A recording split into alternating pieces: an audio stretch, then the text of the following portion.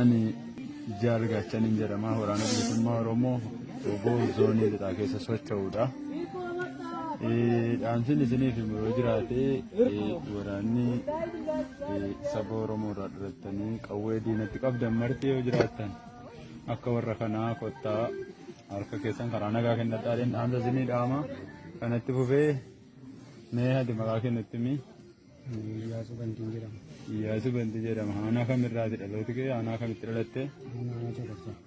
Aanaa Boojii Caqabsaa. Tole aanaa sirraa harka kennatte?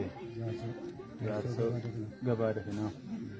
Tole akkamitti harka kennachuu immoo yaadde? Akkamitti yaadde harka kennatte? Seera manaa ta'ee achitti hafuudhaan meeshaa makalee nama kendee meeshaa baafachuu nyaate malee isaanii bukkee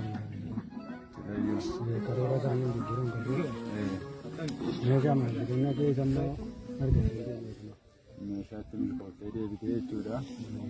Tole inni maal dhaamtaa firiyyoota kee achitti hafaniif?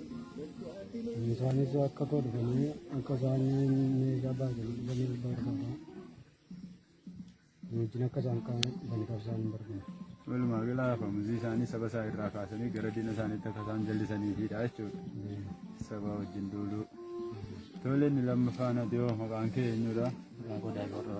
Daagii Hordofaa jedhamta. Tole aanaa kamirraati kan nuubuutti makachuu yaadu? Aanaa Jaarsoo Gabaadee. Aanaan itti dhalatte hoo? Boojii Caqabsaa. Aanaa Boojii Caqabsaa. Tole mee hagamii bara meeqaaf achi turte? Bara meeqaaf duulte?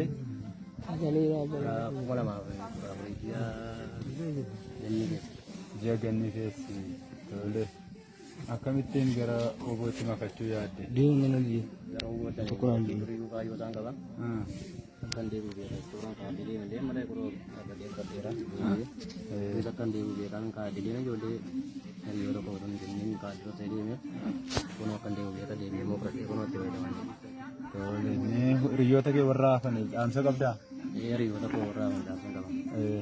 Dhaamsa yoo fakkeenya dhufanii isaan harka laattatanii meeshaa godhanii harka laattatanii akkuma qaba laattatanii yoo garuu kana didanii meeshaa uummatatti qabanii uummata dalaranii namni kennanii ta'e ajjeesee duura ajjeesee duuraan kaayyoon godhu.